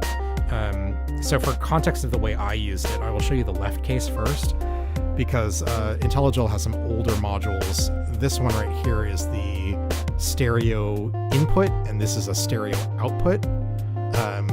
And they sold these separately, so 2 of these are wired to, or both of them are wired to the 1/4" jacks on the back of the case. The case is labeled for kind of 2 inputs and 2 outputs, and so those go nicely. It's a little odd that the output has like a single stereo pair that you control the gain of with a single knob, and the input has 2 separate controls, one for the left channel and one for the right channel. So I guess that allows you to kind of bring in 2 mono line level signals from external gear and set the gain of them separately. But if you want to bring in a single stereo audio signal into the two jacks, it's a little annoying to not be able to set the gain of them identically, and you kind of have to be as careful as you can to put the two potentiometers in exactly the same position so that the input is balanced. So that was something I never really liked about this. And then after I'd had this for a while, they released the stereo I/O, which is kind of like these two modules combined into one with a little bit more features. And so initially I had actually two sets of these, one for each case. And then in my right case, I replaced the pair of those two with a single stereo I/O, which is this module right in the top right corner. And that, as you can see, that's where the output of my Zermixa is patched in to the main outputs. And that's going out of the, well, I guess you can't see it in this view, but if I go to the full view, you can see there's two black 1/4-inch cables plugged into the top right of the right IntelliGel case. And that's wired internally to that stereo I/O module. So any modular cables that I plug into the main outs of that module will go out of those 1/4-inch cables, and that's in turn plugged into my audio interface, which is how you're hearing it. So this is nice because it kind of has it has the capability of both the the input and the output. So it's got the output, which is obviously what I have plugged in, and it's got a single control for controlling the stereo level of both of them at the same time. It's also got this Q output, which I actually don't use. It's not something I need for my use case, but because it takes the same HP as the original pair, I'm not losing anything for that. But if you plug a second audio source into the Q connection right here, then you can use this black potentiometer to mix in a second audio source into the audio output. This little black jack above the LED meters works for a headphone connection. So you can plug a 3.5 millimeter TRS headphone cable into that, and then you don't need a dedicated headphone module. That was another thing that I changed on this, is I used to have a dedicated IntelliGel headphone I/O module, and so this again has further saved me HP in my 1U row, because I now have what used to be 3 modules combined into one. So I only use it as a headphone jack, and in that case, the black potentiometer controls your headphones level, and the white one controls the amount being sent out of the 1/4-inch jacks. And then the little switch above this one tells you whether or not you're going to be listening to the Q feed or the main mix in the headphones output. And the switch here tells you whether or not to mix that Q feed into the main output. And then finally, these black jacks are again wired to the 1/4-inch inputs on the case. And so that does the same thing that the stereo input does, except unlike the dedicated stereo input module, you don't have like potentiometers to control the levels of the inputs, which I actually prefer. And so instead of setting them like with a dial, you just have these switches that control like fixed level increments. So for each, the left and the right, you have a unity gain where it's just 0 dB. So if you're sending in a modular signal from externally somehow, that will work. And then you can go into the top position, which will add 6 dB of gain, which is good for bringing like lower level signals up, like a line level signal into modular levels. And then in the middle position of these tri-position switches, you've got I think a plus 20 dB, which is a significant increase. And so you can use that for increasing very weak signals to modular levels. So it's very flexible. And then the aux mix is another module that came out at the same time as this, which I don't have. I think it's roughly the size of Quadrat here, and it goes kind of alongside the I/O, but it's more of a dedicated mixer. So it's like I think 3 channels of stereo I/O, if I'm not mistaken, and then it also has kind of that it has like a effect send loop also. So there's like multiple outputs. There's the final main output, and then there's an auxiliary mix that you can plug into like a delay or a reverb, and then you have a potentiometer per channel to determine how much of each input channel is being sent to the auxiliary effect. So they go well together. I think if you're looking for like a starter mixer for a small IntelliGel case, it could be a good fit. It's not the most flexible mixer in terms of number of channels or like I/O. I I don't remember offhand whether the auxiliary loop is stereo, and I think there's only one, so you couldn't, for example, do delay and reverb on 2 different buses. And I also think that not every channel has an aux control. So there's maybe like 3, maybe 4 channels, and not all of them. So some of them is you can only pass through the dry signal and you can't do the effects loop. Oh, you already have it. Okay. So yeah, I think it's a good one for like a starter system, but I think once you get more modules, you may find that it's either superfluous with the other mixers that you have, or it just doesn't give you enough flexibility for what you might need.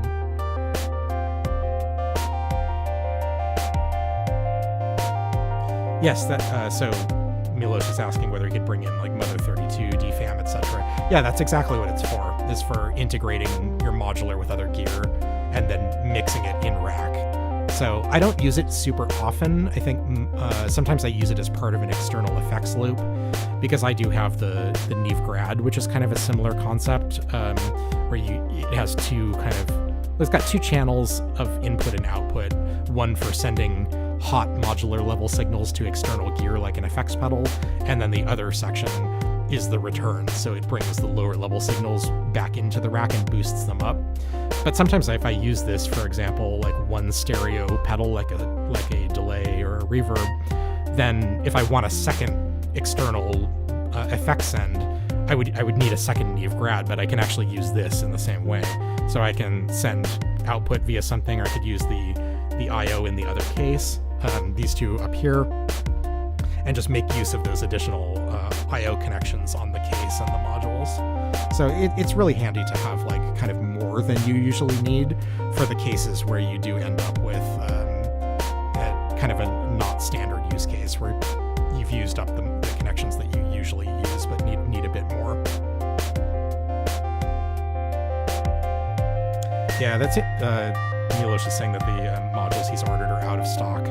That has been the case frequently for IntelliGel stuff.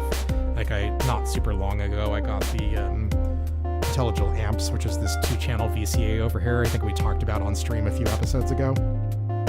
And I had to wait a long time for that to come back into stock after the point that I ordered it. I think it was like 3 months, maybe more.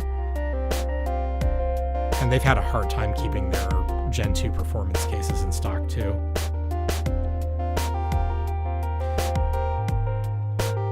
Okay, we're at 5 minutes shy of 2 hours, so I think this is probably a good time to wrap it up.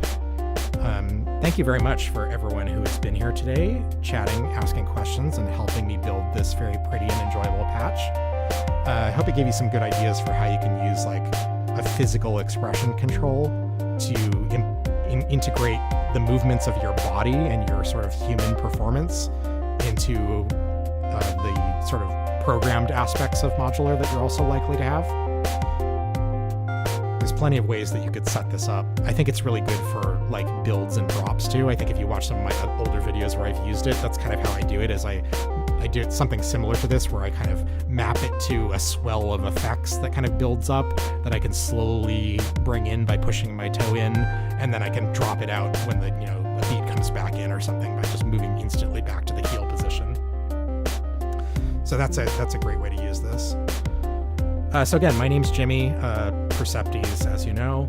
I do these streams once a week, almost always on Mondays now, but occasionally on the weekends, depending not only on my schedule, but also on trying to give people who are working at this time on Monday an opportunity to attend live on the weekends. All the episodes are recorded, so you can go through the backlog, and it's a bit easier to find specific things because after the stream is over, I change the title to match what we actually did in the stream, whereas I don't know in advance for new episodes. I do have a Patreon, so if you'd like to support the work that I'm doing in these consistent live streams, as well as the videos that I've been uploading regularly of modular performances, education videos, deep dives on particular modules, not reviews per se, but just kind of more in-depth focuses on particular modules or techniques.